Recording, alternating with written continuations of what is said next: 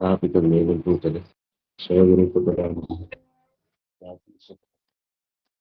वन्देऽहं श्रीगुरो श्रीयुतापदकमलं श्रीगुरुं विष्णुं रूपं रघुनाथं पुनितं सजीवं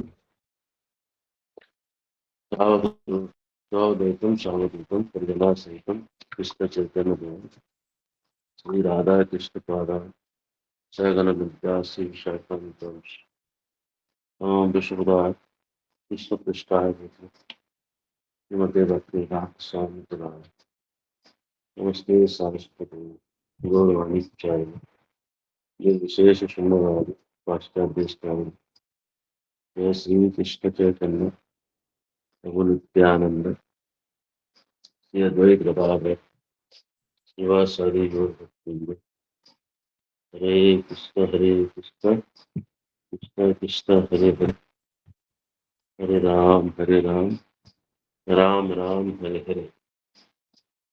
तो हरिदास ठाकुर के तिरुभाव दिवस के अगले दिन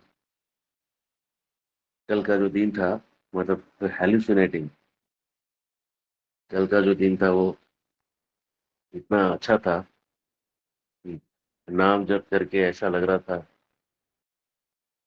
कि, और पूरा दिन में इतना इतना सुंदर जो आचार्यों का आविर्भाव और तिरुभाव होता है उस दिन बहुत कृपा होती है भगवान की। इतनी कृपा होती है कि जैसे हम प्रार्थना करते हैं, प्रार्थनाओं से बहुत बहुत हमको शक्ति मिलता है। उसमें कल मैं पढ़ रहा था भागवत का, जीव गोस्वामी का, ये भागवत हमें क्यों पढ़ना है, इसके ऊपर हम थोड़ा चर्चा पढ़ रहे थे। तो क्योंकि आज उसको हम बीच में लेंगे, जैसे कल हम आज आज के दिन हम इस चीज को लेंगे कि भागवत हम क्यों पढ़ रहे हैं। ठीक है, तो देखिए भागवत के जो स्पीकर हैं उनका क्या क्वालिफिकेशन है वो देखिए।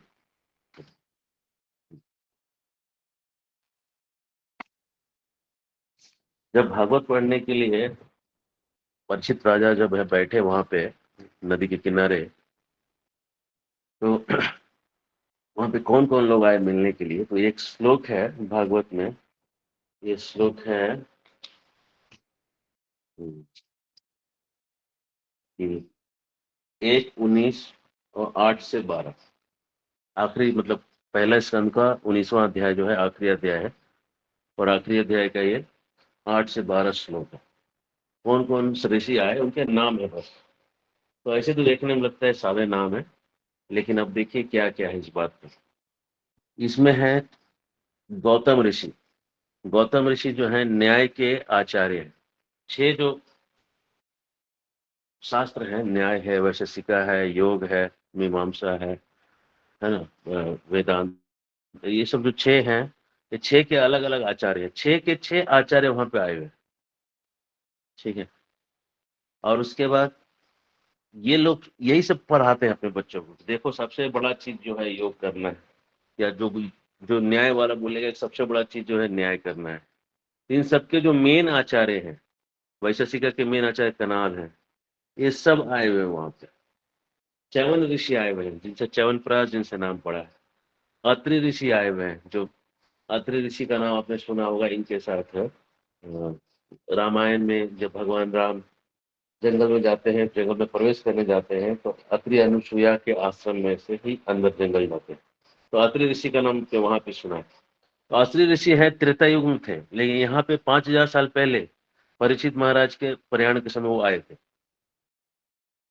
उसके बाद भृगु ऋषि आए थे। भृगु ऋषि का नाम तो हम सतयुग में सुनते हैं, जो कि वो भगवान को टेस्ट करने गए थे। वशिष्ठ ऋषि आए थे। वशिष्ठ राम के गुरु हैं। मतलब ये लोग इसी दुनिया में हैं कहीं ना कहीं, वो लोग कहीं ना कहीं तपस्या कर रहे हैं और वहां आए थे। पराशर आए थे, व्यासदेव जी के पिताजी पराशर। उसके बाद व्यासदेव स्वयं थे वहां पे। व्यासदेव स्वयं थे जो भगवान के अवतार हैं। उसके बाद विश्वामित्र आए थे जो राम के गुरु थे। अब वो देखिए कब राम जी कब आए थे, करीब 1.5 करोड़ साल पहले 24वें मनवंतर 24वें दिव्य युग में आए थे, 7वें मनवंतर के। अंगिरा ऋषि आए थे। अंगिरा ऋषि नारद मुनि के साथ बहुत जगह रहते हैं। परशुराम आए थे, परशुराम भगवान के अवतार हैं। इस उसके बाद इंद्र प्रमद आए थे, इदम बाहु आए थे, ये सब भागवत में नाम लिखे हैं। मेधातिथि, देवल, देवल भी नारद के दोस्त हैं। अरिष्ट सेन, भारद्वाज, भारद्वाज ऋषि भी रामायण कालीन। पिपलाद, पिपलाद एक ऋषि हैं। जब दधीची मुनि अपना हड्डी दिए थे इंद्र को, जब हड्डी दे रहे थे तो हड्डी तो पत्नी के सामने नहीं दे सकते हैं, तो पत्नी को पानी लाने के लिए भेजे थे नदी में, और बीच में उन्होंने क्या किया कि हड्डी जो है वो इंद्र को दे दिया। इंद्र तो हड्डी लेके चलते बना, लेकिन पीछे क्या हुआ, पीछे उनकी पत्नी जब आई, देखी कि पत्नी पति का शरीर जो है मरा हुआ है, तो वो बहुत गुस्सा हुई और पति के साथ ही सती जाना चाहती थी। लेकिन तब वो गर्भवती थी, तो गर्भवती थी तो पति के साथ कैसे सती जाएगी, बच्चे को कैसे मार सकती। तो वो बहुत शक्तिशाली थी, दधीची की पत्नी थी। उसने गर्भ को निकाल लिया बाहर, बच्चे को बाहर निकाल लिया, और निकाल के पीपल के पेड़ का जो खोडर होता है ना, खोडर मतलब पेड़ में एक गड्ढा जैसा होता है, उसमें उस बच्चे को रख दिया, और रख के पति के शरीर के साथ सती हो गई। देखिए क्या क्या लोगों ने तपस्या की है। दधीची मुनि ने अपना शरीर देना है, लेकिन पत्नी के सामने नहीं दिया है। पत्नी कितनी महान है कि पति के बिना रह नहीं सकती है, और सती हो गई। और उसके बाद, मैं ये नहीं कह रहा हूँ कि जो नहीं सती हो रही महान नहीं, ऐसा नहीं कह रहा हूँ मैं, ऐसे उस जमाने की बात कर रहा हूँ। और वो जो बच्चा है वो पीपल के पत्ते खा खा, पीपल का फल खा खा के बड़ा हुआ, इसलिए उसका नाम पड़ा पीपलाद। आद मतलब खाना, पीपल मतलब पीपल का फल, पीपल का फल खा के बड़ा हुआ ऋषि पीपलाद ऋषि, है ना। फिर मैत्रेय ऋषि, औरवा ऋषि। औरवा ऋषि थे बहुत पहले, राम के बहुत पहले आए थे, और ये लोगों में सिस्टम बनाए थे कि कौन जंगल में रहेगा, कौन कहाँ रहेगा, कौन कहाँ रहेगा, उसका बहुत वर्णन आता है। औरवा ऋषि का भागवत में भी नाम आता है पहले भी। कवच ऋषि, कुंभ योनि, द्वैपायन ऋषि, मतलब द्वैपायन मतलब वेद व्यास जी का नाम द्वैपायन है। और नारद मुनि, नारद मुनि तो व्यास जी के गुरु हैं। ये सब ऑडियंस हैं। इससे बड़ा ऑडियंस कभी आपने सुना क्या किसी चीज में? इतने महान महान लोग कभी सुनने आए, ऐसा कोई ऑडियंस आपने कभी सुना है? ऐसा ऑडियंस सुना कि ऐसे लोग लेक्चर सुनने आए थे, है ना। जैसे अगर इतना बड़ा ऑडियंस रहेगा तो क्या चर्चा, कितना टॉप लेवल का चर्चा होगा, आप समझ रहे हैं। ऐसा ऑडियंस का सुनिए, ऐसा ऑडियंस कभी सुना है कि इतना बड़ा ऑडियंस आया सुनने के लिए? और वहां पे सुखदेव गोस्वामी जब आते हैं, ये सब के वहां पे जब परीक्षित आते, परीक्षित राजा आते हैं, सबको परीक्षित राजा वहीं पे रहते ही हैं, ये लोग वहां आते हैं। जब वो परीक्षित राजा सबको प्रणाम करते हैं और सवाल पूछते हैं, जो मरने वाला है 7 दिन में, उसको क्या करना चाहिए। तो सब लोग कुछ कंफ्यूजन में है। अब कैसे कि अब गौतम ऋषि पढ़ाते हैं न्याय, अब कैसे बता देंगे कि जानते हैं कि भागवत ऊपर का चीज है, लेकिन कैसे बता देंगे कि न्याय से ऊपर कुछ है, क्योंकि जाके पढ़ाना तो वही है अभी, 7 दिन के बाद तो फिर से वही पढ़ाना है। तो कैसे बोल देंगे गुरु जी आप उधर कुछ अलग बोल रहे थे, इधर कुछ अलग बोल रहे हैं, कुछ बोल नहीं सकते हैं। सब लोग कंफ्यूजन में है, कोई कंक्लूजन दे नहीं रहे हैं। परशुराम जी साक्षात भगवान है, वेद व्यास जी सारे शास्त्र लिखे हैं, ये सब लोग वहां बैठे हुए हैं। दो दो तो भगवान बैठे हुए हैं वहां पे, परशुराम जी भगवान है, वेद व्यास जी भगवान है, और नारद तो मतलब भगवान के गुरु हैं, वेद व्यास जी के गुरु हैं। ऐसे ऐसे तो लोग बैठे हैं वहां पे, और कोई कुछ नहीं बोल रहा है। जैसे सुखदेव गोस्वामी पहुंचे, वो न वो न ब्रह्मचारी है, जनेऊ नहीं है उनको, ठीक है, जनेऊ का संस्कार भी नहीं किया है। ब्राह्मण के बेटे हैं तो जनेऊ होना चाहिए, वो भी नहीं किया है। वो गृहस्थ तो एकदम डेफिनेटली नहीं है, शादीशुदा तो एकदम नहीं है, वानप्रस्थ भी नहीं है, वो सन्यासी भी नहीं है ना। और उसके बाद ब्राह्मण भी नहीं है, न जनेऊ नहीं है, क्षत्रिय तो डेफिनेटली नहीं है, वैश्य तो सही में नहीं है, कोई बिजनेस तो कर नहीं रहे, और शूद्र भी नहीं है। तो है क्या, वो कुछ 4 वर्ण 4 आश्रम से बाहर का आदमी है। मतलब अगर बोला जाए तो जीरो रिस्पेक्ट मिलना चाहिए कोई सादे सादे सेटअप में। लेकिन जब सुखदेव गोस्वामी वहां घूमते हुए आए, कैसे उनके साथ कुछ लड़के और कुछ स्त्रियां जो हैं मजाक कर रहे थे, ये कोई नंगा घूम रहा है लड़का, 16 साल का लड़का नंगा घूम रहा है, उस पे सब मजाक करते उसके साथ ही करके चल रहे हैं, कोई मजाक कर रहा है, कोई उस पे पत्थर मार रहा है, इस टाइप का था उनका। अब जो वहां पहुंचे ऐसे सभा में, वो जैसे सवाल का कोई उत्तर नहीं दे पाए, भगवान की इच्छा से सुखदेव गोस्वामी वहां पहुंच गए। पहुंचते ही सब के सब लोग उठ के खड़े हो गए, सब खड़े हो गए। अब समझिए, परशुराम जी को खड़ा कर देना, परशुराम जी खड़ा हुए, किसी कहीं सुने किसी शास्त्र में कि परशुराम जी किसी के सामने खड़े हो गए? लक्ष्य परशुराम जी बैठे थे और खड़े हो गए। अरे राम के सामने खड़े नहीं हुए, राम के सामने हुए थे खड़े, परशुराम जी खड़े हो गए। ये सारे ऋषि किसी के सामने एक मत में खड़े हो गए, ऐसा कहीं एक जगह बता दीजिए, पूरे पूरे सृष्टि में कहीं एक जगह। ये सारे ऋषि, ये ऋषि लोग किसी को सब सोच समझते हैं ना कि कौन कितने लेवल पे है। जानते हैं सुखदेव गोस्वामी राधा रानी के तोते हैं, इनसे सुनने में जो मजा आएगा भागवत, वो किसी से नहीं आएगा। और जब सुखदेव गोस्वामी कहना चालू करते हैं तो इन लोगों को लगता है सब भागवत के सारे श्लोक जानते हैं लोग, ऐसा नहीं कि किसी को कोई श्लोक नहीं मालूम है, सारे शास्त्र रटा हुआ है, कंठस्थ है।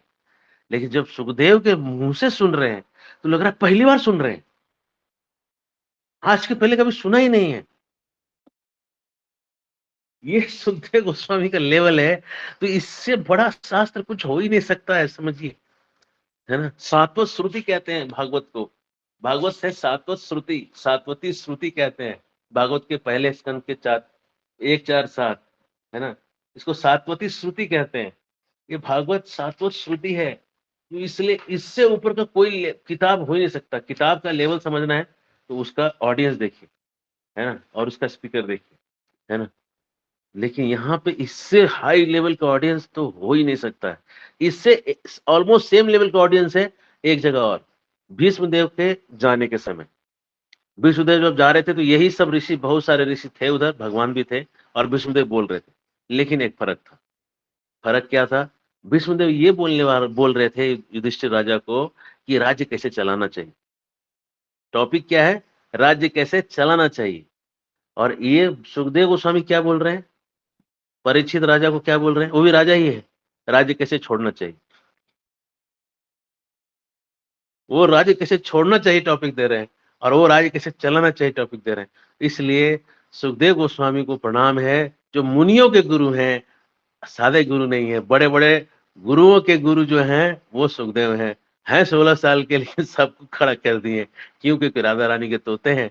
अब जो मिठास से भागवत कहने वाले हैं, ये सब लोग समझ रहे हैं, इनसे ज्यादा तो हमारी समझ है नहीं।